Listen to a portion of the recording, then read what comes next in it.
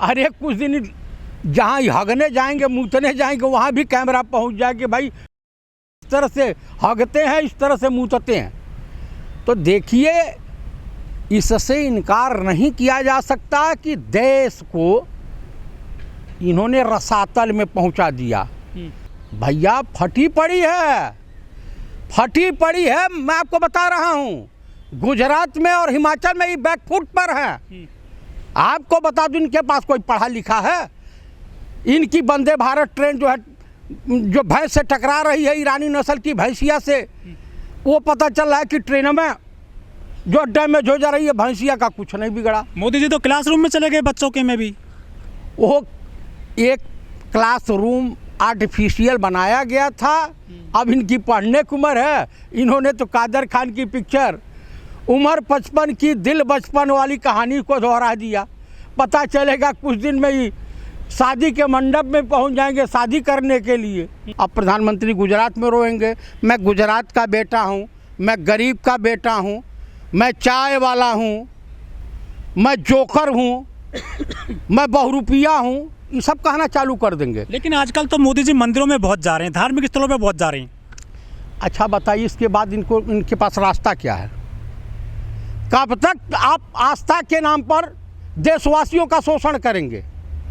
कब तक सनातन धर्म को अपमानित करते रहेंगे? अरे जिस देश का प्रधानमंत्री सनातन धर्म के धर्म गुरु स्वरूपानंद सरस्वती जगत गुरु शंकराचार्य का अपमान किया हो, तो उससे बड़ी बेगैरत की बात नहीं हो सकती है। इन लोगों का न कोई जमीर है, न कोई दीन है, न कोई ईमान है। मोदी जी विजनलेस व्यक्ति हैं, इनका कोई विजन नहीं है और ये विजनलेस सरकार है। लेकिन योगी जी तो अच्छा काम कर रहे हैं ना, दिए जलाएंगे दीपावली पर लाखों। अरे जो सरसों का तेल और कैंडल आप दे रहे हैं, गरीबों के घर भिजवा दीजिए, उनके घर भी दिवाली मन जाएगी। भगवान राम को दीपक की ज़रूरत नहीं है। गरीबों के घर दिवाली मने, गरीबों के घर रोटी बने, उसकी व्यवस्था कीजिए। उस पर तो नानी मर जा रही है इन लोगों की। सरकार गैस फ्री दे रही है 2 सिलेंडर दिवाली पर, और जो है अनाज दे रही है आज फ्री। आज सब जगह अनाज बढ़ रहा है उत्तर प्रदेश में। क्या हिंदुस्तान की जनता को भिखारी बनाने का प्लान है कि या कामचोर बनाने का प्लान है? हिंदुस्तान की जनता इनके 5 किलो राशन पर और सिलेंडर पर, जो सिलेंडर आपने 1200-1100 रुपया महंगा कर रखा है, उससे कैसे नहीं जात पाएंगे? मान लीजिए 2 सिलेंडर आपने दीजिए, 2 महीना चला, उसके बाद लोग क्या करेंगे? 5 किलो अनाज दिया, कब तक देंगे आप बताइए। आपको पुल बनवाना है, सड़कें बनवानी है, सब विकास रोक करके आप अनाज बांट रहे हैं। तो इससे मतलब ये साफ जाहिर है कि भारत में भुखमरी है और भारत की जनता कुपोषण का शिकार है। अब यहाँ के डॉक्टरों को देख लीजिए, किसी को डेंगू हुआ था तो प्लेटलेट नहीं बढ़ रही थी, तो जो खून का क्या कहते हैं उसके जगह पर चढ़ा दिया, प्लाज्मा की जगह मौसमी का जूस चढ़ा दिया। वो बेचारा भाई मरने के लिए तैयार बैठा है। बताए भाई, इस देश में ऐसे डॉक्टर पैदा हो रहे हैं, ऐसे इंजीनियर पैदा हो रहे हैं। अब तो हिंदी की पढ़ाई करेंगे डॉक्टर, और क्या चाहिए आपको? अरे उससे बढ़िया वैद बना दो ना। आप बताओ, वैद बना दो।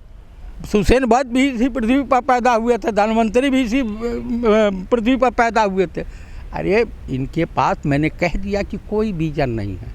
हिंदुस्तान की जनता को ये सब भाजपा आरएसएस वाले हिंदुज़म के नाम पर, राम के नाम पर, कृष्ण के नाम पर, मुसलमानों के नाम पर भय दिखा करके ये सिर्फ हुकूमत कर रहे हैं, मलाई काट रहे हैं। इनके घर में ये करोड़पति होते चले जा रहे हैं, ये खरबपति होते चले जा रहे हैं।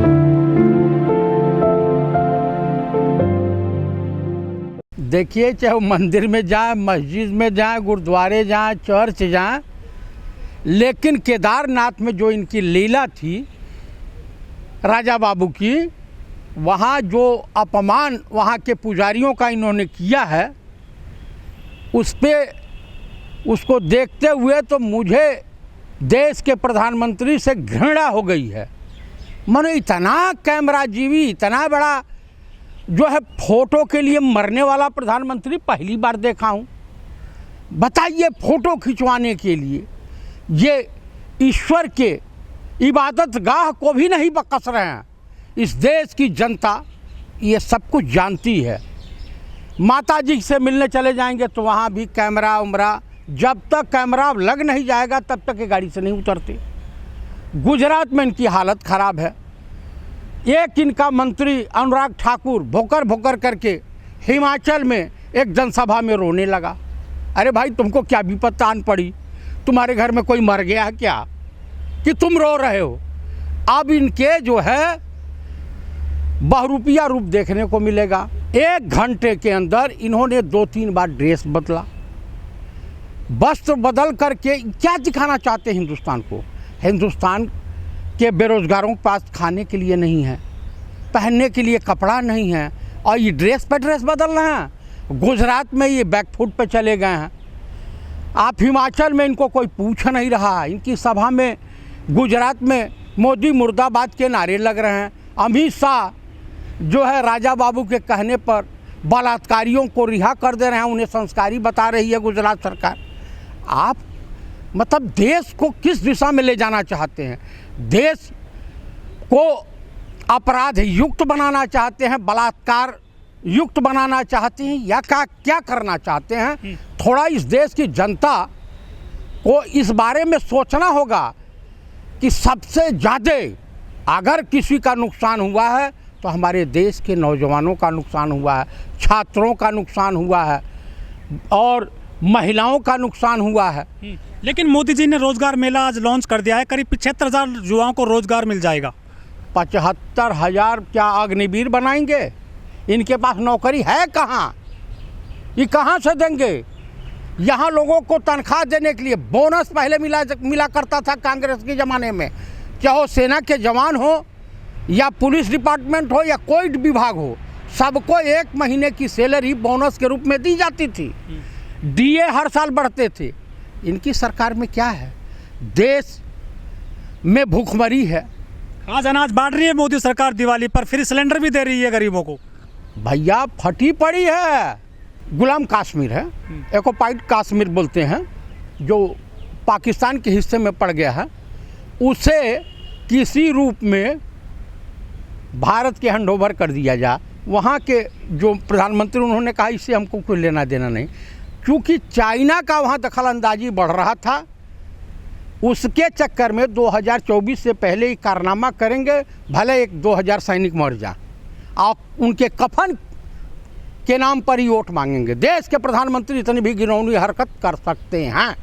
मतलब 24 के लिए बता रहे हैं आप? हाँ, मैं आपको बता रहा हूँ, इस देश में कुछ भी भाजपा सरकार में संभव है। इसलिए मैं भारत देश के सैनिकों से अनुरोध करता हूँ कि ऐसी सरकार से और ऐसे प्रधानमंत्री से इस देशवासियों को भी और सेना के जवानों को भी, सेना के अधिकारियों को भी सावधान रहने की आवश्यकता है। क्योंकि एक कोई प्रसाद मंत्री हैं बिहार के, और उद्धव ठाकरे साहब ने भी कह दिया है कि पुलवामा का जो अटैक हुआ था 2019 में लोकसभा चुनाव से पहले, उसे भाजपा ने करवाया था। ये मैं नहीं कह रहा हूँ, इन लोगों के बयान हैं। वो तो आरोप सब लगा देते हैं लोग बाग। भैया आरोप लगाओ तो उनके ऊपर मुकदमा काहे नहीं करते प्रधानमंत्री? इसका मतलब इसमें कुछ सच्चाई होगी। ये बताइए, कमलेश तिवारी की हत्या बीजेपी वालों ने, आरएसएस ने करवाया। सबसे ज़्यादा ब्राह्मणों की हत्याएं, दलितों की हत्याएं, बैकवर्डों की हत्याएं और मुसलमानों की हत्या भाजपा सरकार में हुई है। देखिए, मुसलमान इनके ऊपर विश्वास करने के लिए तैयार नहीं है, चाहे पसमादा मुसलमान हो या कोई मुसलमान हो, तैयार नहीं है।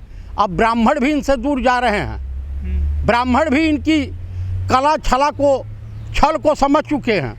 धर्म परिवर्तन हो रहा है, लोग बौद्ध धर्म को अपना रहे हैं, तो कहीं न कहीं उनको अपमानित किया गया होगा, कहीं न कहीं उनका शोषण हुआ होगा। ये सरकार सिर्फ देशवासियों का शोषण, महिलाओं का शोषण, चाहे वो हिंदू हो या मुसलमान हो, ये सबके शोषण के लिए ही बनी है। इसके अलावा इनके पास कोई काम नहीं है। लंबी लंबी फेंकते हैं। इससे देशवासी, आप अभी कुछ हो रहा था, वो प्रॉम्प्टर मशीन आगे चल गया, क्या अंग्रेजी बोल रहे थे, ये यही बोल रहे थे, यही समझ रहे थे। भाई बिना देखे ही कुछ बोल नहीं सकते हैं, बिना पढ़े ही बोल नहीं सकते हैं। और तुलना करेंगे कि पंडित जवाहरलाल नेहरू, अरे पंडित जवाहरलाल नेहरू के चरणों की धूल नहीं हो। इन्होंने कहा कि गांधी परिवार से अलग अगर कांग्रेस किसी कांग्रेसी को अध्यक्ष बना देती है, राष्ट्रीय अध्यक्ष 5 साल के लिए, तो मैं मान जाऊंगा। वो भी हो गया। एसी कल्चर में राहुल गांधी को के बारे में अनाप शनाप इन्होंने टिप्पणी किया। आज भारत जोड़ो यात्रा में जो जनसैलाब जो उमड़ रहा है, उसको देखते हुए आरएसएस वाले और भाजपा खेमे में पूरी खलबली मच गई है। नेता अनुराग ठाकुर रोना शुरू किए। ईडी की रेड राहुल गांधी के ऊपर पड़ेगी, ईडी की पूछताछ श्रीमती सोनिया गांधी से होगी। अब भारत जोड़ो यात्रा से आप लोगों का मानसिक संतुलन बिगड़ गया, रोने गाने लगे हो। अब कुछ दिन में नाचते हुए दिखाई देंगे गुजरात इलेक्शन में, घबराइए नहीं। अब ये मंदिर वाला मुद्दा फेल हो गया है। हाँ, राहुल साहब की यात्रा के दौरान दाढ़ी बढ़ती जा रही है। देखिए वो संत आदमी है, राहुल रियली संत है, ईमानदार आदमी है, और इस देश को समझने के लिए शरीर को पीड़ा देनी पड़ती है। इनके पिताजी के नाना ने इस देश को बड़े बारीकी से समझा, भ्रमण किया, यात्राएं की स्वतंत्र भारत से पहले।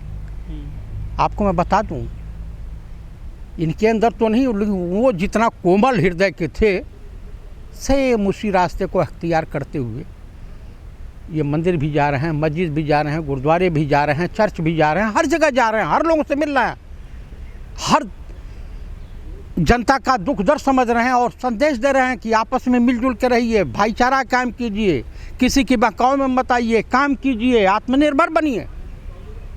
और इस देश में जो समाज का ताना बाना है, इस टूटने मत दीजिए किसी के बहकावे में। मोदी जी छात्रों से मिलते हैं क्लासरूम में जा कर के, लेकिन उत्तर प्रदेश के उन्नाव में 5-6 बच्चियों को जो है फीस ना जमा होने की वजह से उनको पेपर में नहीं बैठने दिया जाता है। उन्नाव का ये मामला है जहाँ से साक्षी महाराज जो है सांसद बने हुए हैं। आखिर वो किसकी बेटियों को पढ़ा रहे लिखा रहे हैं? वो कहते हैं कि बेटी बचाओ बेटी पढ़ाओ नारा दिया जाता है और बच्ची रो रही है क्लास के बाहर खड़ी होकर के। मैं आपको बता दूं, ये नौटंकी है ना, बहुरुपयापन, ये विचित्र धोखेबाज हैं बीजेपी वाले। एक धोखेबाज होता है, एक विचित्र धोखेबाज। मोदी जी ने कहा है कि बेटी पढ़ाओ नहीं, बेटी बचाओ और बेटी पटाओ, ये कहा, शब्द कहा है। गलती से निकल गया था सर वो। अच्छा, गलती से निकल गया था, सच्चाई तो सामने आ गई, सच्चाई सामने आ गई। ये बताइए, आप क्लासरूम में बच्चों का हालचाल लेने जा रहे हो और वहाँ बच्चे हैं आपके होनहार मुख्यमंत्री, कुछ बोल ही नहीं रहे। क्या उन बच्चियों की फीस जमा किए? नहीं करेंगे। उनको परीक्षा में बैठें या ना बैठें, उससे बीजेपी को क्या। अरे भाई, ये चाहते हैं कि देश की जनता अनपढ़ रहे, जाहिल रहे, गंवार रहे। इनको शिक्षा दीक्षा से कुछ लेना देना नहीं है। ये सब जाहिलों की फौज है भाजपा में। विद्वान एक भी कोई हो तो बता दीजिए।